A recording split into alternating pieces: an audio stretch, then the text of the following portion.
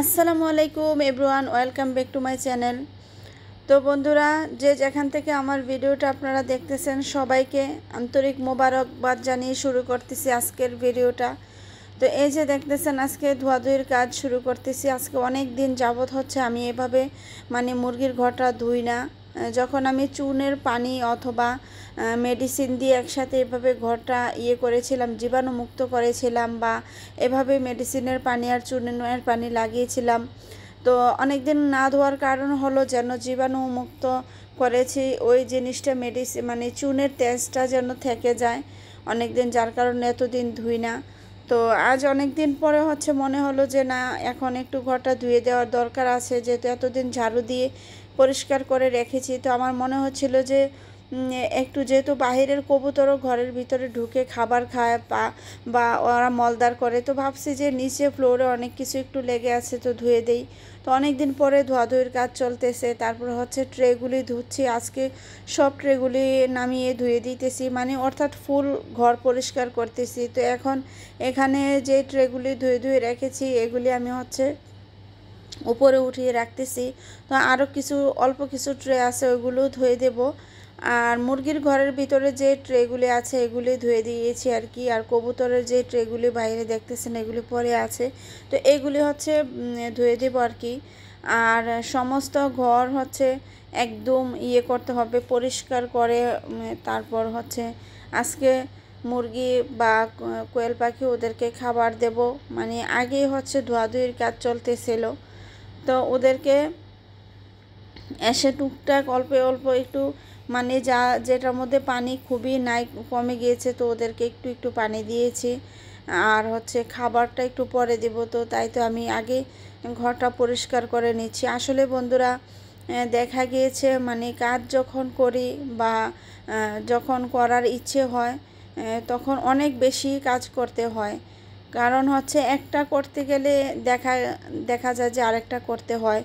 যেমন এদিক দিয়ে একটা কাজ করব, চোখের সামনে আরেকটা দেখা যাচ্ছে যে হ্যাঁ এটা করতেই হবে, এরকম। আসলে কাজ করলে কোনো কাজের শেষ হয় না, কাজ করার মধ্যেই থাকা লাগে। তো বিশেষ করে যতটুকু চেষ্টা করি, যতটুকু পরিষ্কার করে রাখা যায় আর কি। তো এখন যেহেতু আবার আমি মুরগির বাচ্চাগুলি আমার বড় হইতেছে, যেগুলো আমি ইনকিউবেটর মেশিনে আমি ফুটিয়েছি, তো আমার মেশিনটাও বর্তমানে নষ্ট হয়ে আছে, একটা পার্টস মেশিনের নষ্ট হয়ে গিয়েছে। আলহামদুলিল্লাহ ওটা যদি এনে লাগিয়ে দেয় তো ইনশাল্লাহ ইনকিউবেটর মেশিনটাও ঠিক হয়ে যাবে।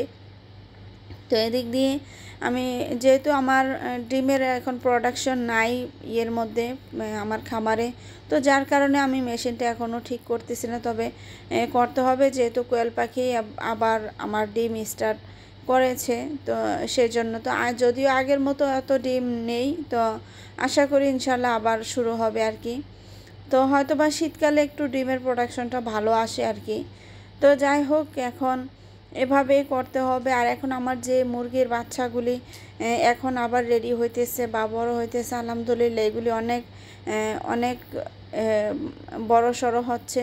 তো ওদেরকে আমি খুব সুন্দরভাবে খাবার দাবার বা ওদের দিকে লক্ষ্য রাখা বা ওদের ভ্যাকসিন করা সমস্ত কমপ্লিট করে রেখেছি, বা এখন খুব যত্ন সহকারে ওদেরকে করতেছি। আসলে শিখার মানুষের শেষ নেই। আমি যতটুকু চেষ্টা করার, আমি যতটুকু পারার ততটুকু তো করি। তারপর আমি চেষ্টা করি যেন সহজে কোনো রোগবালাই না আসে। তো যার কারণে আমি একটু পরিশ্রমটা বেশি করি। যেমন আজকের ঘরটা না ধুয়ে হয়তো বা ঝাড়ু দিয়ে দিলে হতো, কিন্তু তারপর আমার মনে হলো বেশ কিছুদিন যেহেতু আমি ঘর ধোয়াধুয়ির কাজ করতেছি না, তো আজকে একদম সুন্দর করে একটু যতটুকু পারি আমি ধুয়ে দেব। তো আসলে পরিষ্কার বিষয়টা এটা হচ্ছে নিজের কাছে। অনেক মানুষে আছে একেবারে অপরিষ্কার থাকতেই পারে না, যত অসুস্থ হোক সে এই কাজগুলি করতে হয়। তো তার ব্যতিক্রম না, আমারও এই অবস্থা আর কি। তো দেখতে পারতেছেন আলহামদুলিল্লাহ ঘরটা ধোয়ার কাজ শেষ। এই যে আমার সবগুলার আমি খাবার দিয়েছি, পানি দিয়েছি। আর এদেরকে দেখেন ডাবল করে পানি দিয়েছি। পাত্রগুলাতে দেখেন খাবারের পাত্র দুইটা, পানির পাত্র দুইটা। কারণ হচ্ছে এখন যেই গরম পড়তেছে, তো ওদেরকে তো দিতেই হবে এরকমভাবে। আর ফ্যানগুলি দেখেন, ফ্যান তো আছেই। তো এখন আমি যখন কাজ করতেছিলাম কারেন্ট ছিল না, যার কারণে ফ্যানগুলি বন্ধ।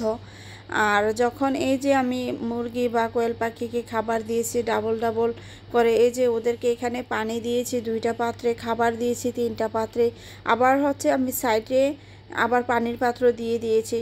তো এইভাবে আর কি। আর এদিকে কোয়েল পাখি দেখেন ওরা আলহামদুলিল্লাহ সুস্থ আছে এখন। তো এখন দেখেন ওরা এই ডিমগুলি পেড়েছে। আর যে নিচে যে কোয়েল পাখিগুলি আছে, একটা ডিম পেড়েছিল, মাঝখান দিয়ে আরও 1-2 দিন অফ ছিল, এখন আবার 2টি ডিম পেড়েছে আর কি। তো হয়তো ওরা আস্তে আস্তে ডিম পাড়া শুরু করেছে, হয়তো বা প্রথম একটু গ্যাপ পড়তেছে, ইনশাল্লাহ আবারও শুরু হবে। তো আসলে যে যতটুকু কর্ম করে তার ফল অবশ্যই আল্লাহ তাকে দেয়, তো এটা আমার বিশ্বাস আছে। তো যাই হোক, দেখেন এদিকটা ধুয়ে মুছে এই যে এখন আজকে মানে মাছের হাউজের পানিটাও ফেলে নতুন পানি দিচ্ছি। তো মোটামুটি আজকে অনেক কাজই করা হয়েছে। তো যে যেখান থেকে আমার ভিডিওটা দেখে থাকেন, যদি ভালো লাগে অবশ্যই আমার চ্যানেলটা সাবস্ক্রাইব করে দিবেন। তো আল্লাহ হাফেজ, আসসালামু আলাইকুম।